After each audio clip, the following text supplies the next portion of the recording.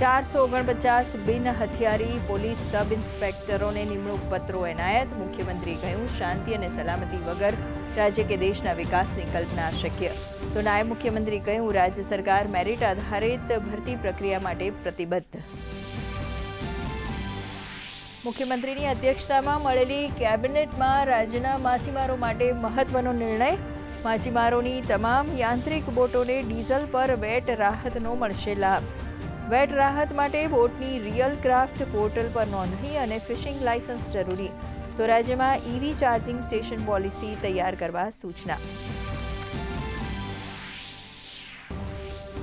મુખ્યમંત્રીએ રાજ્યમાં ભારે વરસાદથી ઊભી થયેલ સ્થિતિની કરી સમીક્ષા. સ્થિતિનો તાગ મેળવવા મુખ્યમંત્રી આવતીકાલે સુરત અને વલસાડની લેશે મુલાકાત.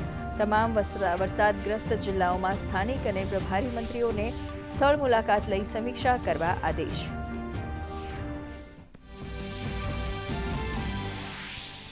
સુરતમાં ભારે વરસાદથી જળબંબાકાર. એસડીઆરએફ વડોદરાની ટીમે પાંડેસરામાં 150થી વધુ લોકોને સુરક્ષિત સ્થળે ખસેડ્યા. નવસારીમાં મ્યુનિસિપલ કમિશનરે અસરગ્રસ્ત વિસ્તારની લીધી મુલાકાત. ડાંગમાં રસ્તાઓ પુનઃ શરૂ કરવા રાઉન્ડ ધ ક્લોક કામગીરી.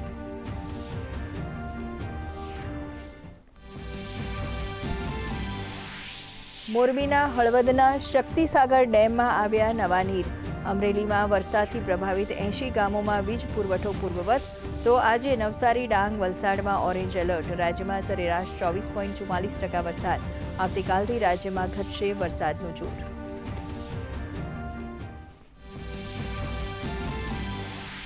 પ્રધાનમંત્રી નરેન્દ્ર મોદી અને ઇન્ડોનેશિયાના રાષ્ટ્રપતિએ બ્રહ્માનંદ મંદિરના સંરક્ષણ પ્રોજેક્ટનો કરાવ્યો પ્રારંભ. પીએમએ કહ્યું, આ ઐતિહાસિક પ્રસંગ.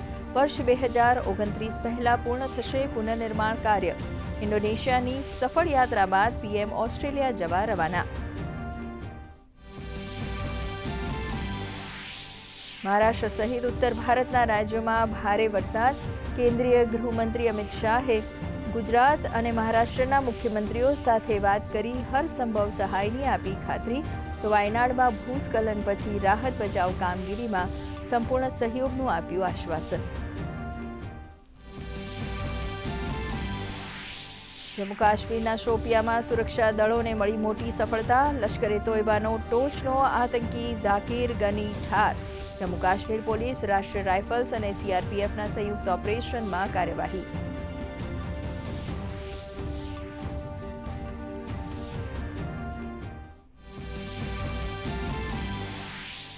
પશ્ચિમ એશિયાના ડામાડોળ સ્થિતિ વચ્ચે શેરબજારમાં 2% વધુનો કડાકો. બીએસઈ સેન્સેક્સ 1600 પોઈન્ટ તૂટી 76,500. તો નિફ્ટી 23,900ની સપાટીએ બંધ. ક્રૂડ ઓઇલના ભાવમાં ઉછાળો. બ્રેન્ટ ક્રૂડ ઓઇલ પ્રતિ બેરલ $78.75ની સપાટીએ. તો ડોલર સામે રૂપિયો 65 પૈસા ગગડી 95.72ના સ્તરે.